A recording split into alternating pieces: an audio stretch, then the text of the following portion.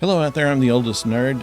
Have some thoughts about the finale of Doctor Who, and if you have, of course, not seen that yet, please turn this off and watch it because there'll be major spoilers starting now. Now, the thing that seems to have gotten the most press attention is the regeneration scene where the Doctor, of course, has fired regeneration energy into the time vortex so that the time is moved 1 degree over. We don't know which direction. Although somehow I don't think that everything is quite right. There are still glitches, I believe. Nevertheless, we see the regeneration happen where he regenerates and then the face of Billie Piper comes out and says, "Oh, hello." Now, there's still regeneration energy around her, which is to say that it's not done. As we know in the situation with Matt Smith, when he regenerated from a very old man into a young man before he went through final regeneration sequence. So that is quite a possibility that could happen again this way, where the Billie Piper version is a placeholder, if you will, until the regeneration goes through fully. Now, there's a practical reason for this, I think. And here's my theory. First of all, it's going to be years before we see another Doctor Who adventure. In 2026, there will be this unit series, which is 5 episodes, where they go after the Sea Devils and the Silurians. And Unit is going to take care of that. Lethbridge Stewart and Shirley Bingham and Rose Noble and that group and the Vlinks and all those at Unit. So there will be no Doctor in that. However, once that's done, that would be, if they even wanted to do another season of Doctor Who, it would be another year or so after that. So we're looking 2027, 2028 before we'll see another Doctor Who. On a practical matter, you couldn't contract anybody to be the next Doctor and say, hold on to everything you've got until 4 years from now. And so I think for that reason that Billie Piper is a placeholder and that they will decide who they're going to do after that. Or if Disney does not renew its option, which is possible, they'll make that decision sometime soon. If they don't renew their option, then the show could go on a long hiatus, longer than that. And in that case, it's kind of a nice role for RTD to go from the first character you see in New Who to the last character you see in New Who is the same actor. So I thought that was kind of a nice thing. Very nice to see Jodie Whittaker. If she had writing that good during her era, she would have been one of the best Doctors. But I mean, just that little 2 minutes on camera showed that she was capable of much more than they were allowing her to do during the time when she was the Doctor. And so I'm glad they put that scene in there because it showed what she could do with the part if she was just let go and trusted to do it. I don't think that she ever was. Really did like the job that Ncuti Gatwa did with this Doctor. He certainly gave it a completely different spin, and we've gotten away from the morose Doctors, which started that way with Eccleston, and Capaldi, I think, was probably at the depths of it when it all comes down to it. Even though he did a great job, I liked what he did.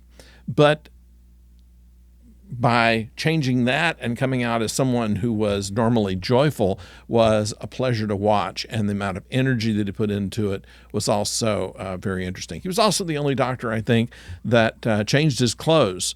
It seemed that every other Doctor we've had an outfit, and except for the first episode when they regenerated, they stayed in that same outfit every time. Well, it helped for continuity, I suppose.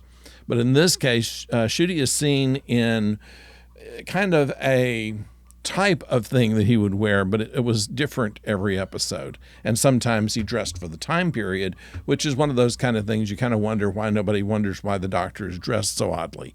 And that's it's only even been mentioned once, which was in the transition from the 7th to the 8th Doctor, when Mel says, who could miss him dressed up like that?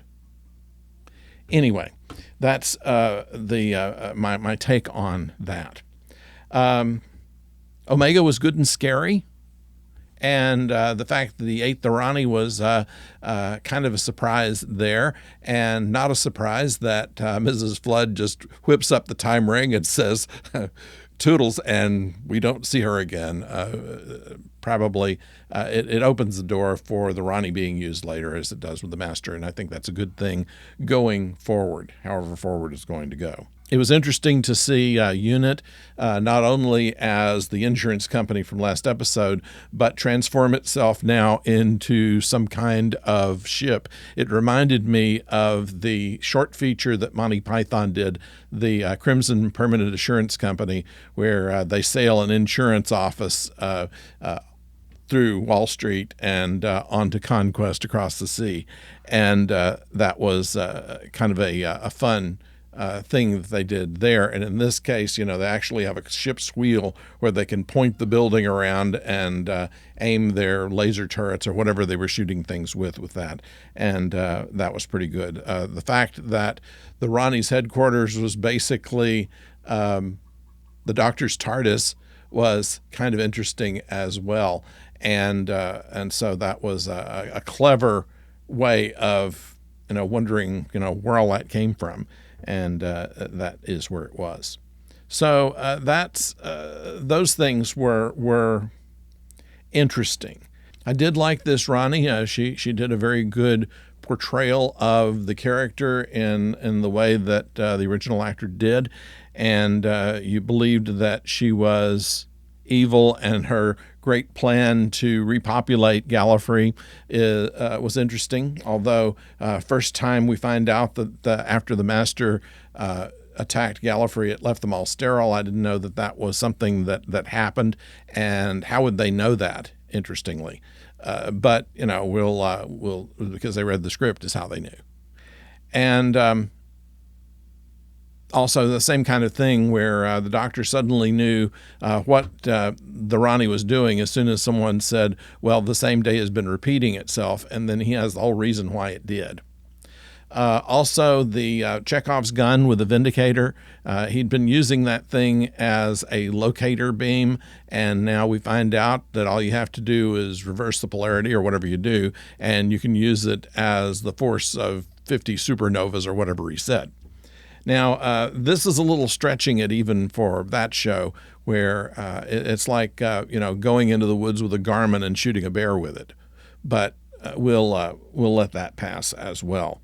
I think that the best Doctor Who that we've seen in the past never really made any sense. And so this doesn't, and that's okay. It's a romp, it's a ride, and we were all holding on through much of it. I don't know what I think about the resolution of Poppy.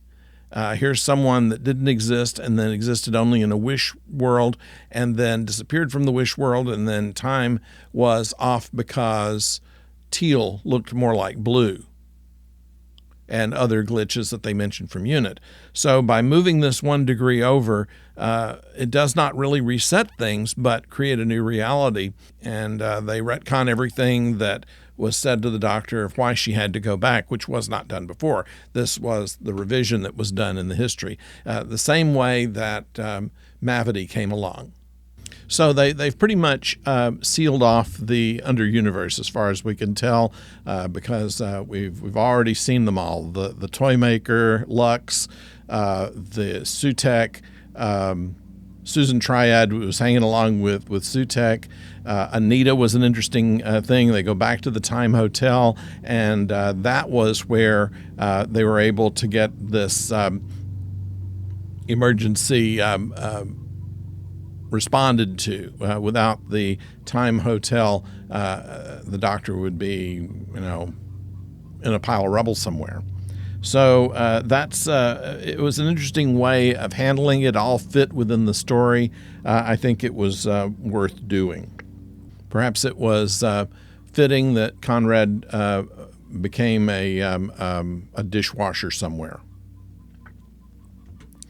So I think it was a close of a season that is very much like the rest of the season, in which there was a lot of stuff taken and thrown away.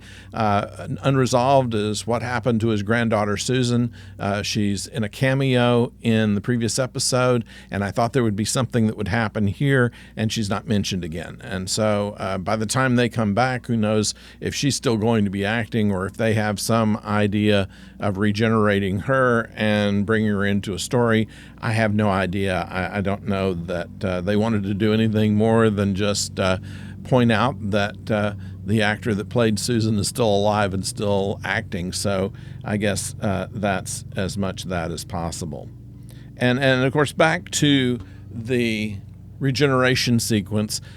My expectation was if there was going to be a regeneration, it was going to go to black in the middle of regeneration because of the distance between this and whatever next show there's going to be. I think the fact that they brought in Billie Piper was something to keep you from just, punching the TV and saying, that's a cop-out. It gives you something to talk about and probably means nothing.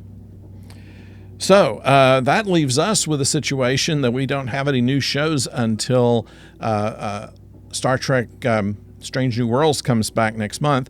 So I am looking at reviewing some of the Jon Pertwee episodes. We have BritBox now, so I am going over some of that and seeing that if I can do a few reviews of the early Jon Pertwee material. It might be interesting and might be informative of what the doctors are doing now. Those of you over in Britain who are, in the UK, who are more skilled in that version of the Doctor than I am, can help me out on that. But I think it might be interesting to kind of go through and rewatch some of those things. So thank you for joining us, and we will see you later with some rerun material until we get back to first run shows. But I do appreciate your being with me and listening to my rants. Thank you so much. We'll see you next time. Don't go far.